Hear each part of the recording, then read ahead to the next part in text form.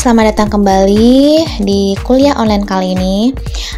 Kemarin kita udah membahas tentang pengertian etika dan etika profesi, serta juga membahas tentang profesi dan profesionalisme, juga kode etik profesi dan sebagainya. Nah, sekarang kita akan belajar tentang modalitas. Jadi, sebuah profesi itu pasti punya yang namanya modal. Nah, dalam modalitas ini kita akan belajar tentang sistem, fasilitas, serta hukuman dan hadiah. Kita mulai dari sistem dan fasilitas. Fasilitas terpenuhi, maka perusahaan dapat berjalan sesuai dengan etika yang diharapkan.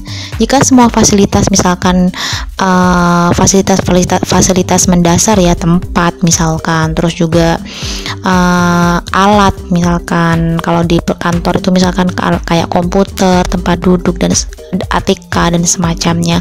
Kalau sudah terpenuhi, maka perusahaan dapat berjalan sesuai dengan etika yang diharapkan. Lalu pertanyaannya, jika tidak terpenuhi, apakah tidak berjalan sesuai dengan yang diharapkan gitu? Nah, itu mungkin bisa berjalan tapi agak timpang. Misalkan nih, ada sebuah perusahaan yang bergerak di bidang perkapalan misalkan. Nah, perkapalan tentunya administrasi publik gitu misalkan. Nah, dia misalkan butuh yang namanya printer. Ternyata printernya nggak ada. Untuk kantor sepenting itu tidak punya printer. Nah, itu kan jadi agak jomplang. Mungkin bisa berjalan dengan cara ngeprint keluar, tapi kan butuh mobilisasi yang lebih lagi, serta waktu yang lebih lama untuk cuman ngeprint. Jadi fasilitas harus terpenuhi agar perusahaan dapat berjalan sesuai dengan etika yang diharapkan. Nah, sistem yang baik harus juga ditunjang dengan SDM yang baik. Karena antara sistem dan SDM itu harus beriringan juga dengan kontrol yang baik. Jika ketiganya sudah terpenuhi, maka akan terciptalah perusahaan yang baik. Jadi kalau misal jangan ada beberapa perusahaan yang hanya tergantung kepada pimpinan. Misalkan perusahaan itu akan jalan jika pimpinannya ada. Kalau misalkan pimpinannya nggak ada, pegawainya pada leha-leha. Nah, itu berarti sistemnya tidak berjalan. Nah, untuk bisa membuat SDM atau manusianya itu berjalan tanpa harus ada pemimpinnya tadi harus hadir gitu, harus ada wujudnya. Nah, itu butuh sistem yang baik.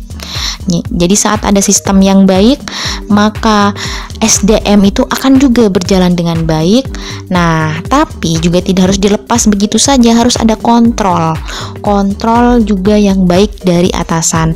Jika ketiganya sudah lancar, maka perusahaan akan berjalan dengan baik.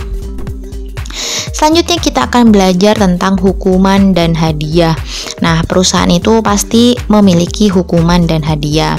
Hukuman dan hadiah berfungsi sebagai pemicu peningkatan semangat kerja karyawan.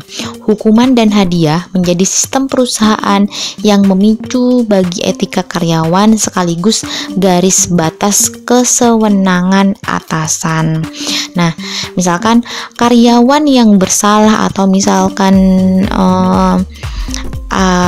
melakukan kesalahan, nah dia akan mendapatkan hukuman, misalkan terlambat atau misalkan tidak mencapai target, misalkan juga bolos. Nah, itu ada hukuman. Apa fungsinya? Yaitu sebagai peningkatan peningkatan semangat kerja. Jadi biar tidak bolos nih, biar tidak terlambat nih gitu, dan takut hukuman pastinya. Begitu juga dengan hadiah. Kalau misalkan dapat melebihi batas, misalkan sudah mampu dia melewati batas, maka dia berhak untuk mendapatkan hadiah. Nah, ini tuh manfaatnya ada dua. Di samping untuk meningkatkan semangat kerja karyawan, hukuman dan hadiah juga memicu etika karyawan dan menjadi batas kewenangan atasan. Jadi atasan bisa menyuruh bawahan untuk melakukan apapun sepanjang itu di koridor perusahaan. Nah, itu dia tentang modalitas. Kita akan ketemu di pertemuan selanjutnya, dan jangan lupa untuk absen serta komentar tentang materi modalitas ini di kolom komentar. Oke, sampai jumpa di pertemuan berikutnya. Salam sejahtera dan tetap sehat. Assalamualaikum warahmatullahi wabarakatuh.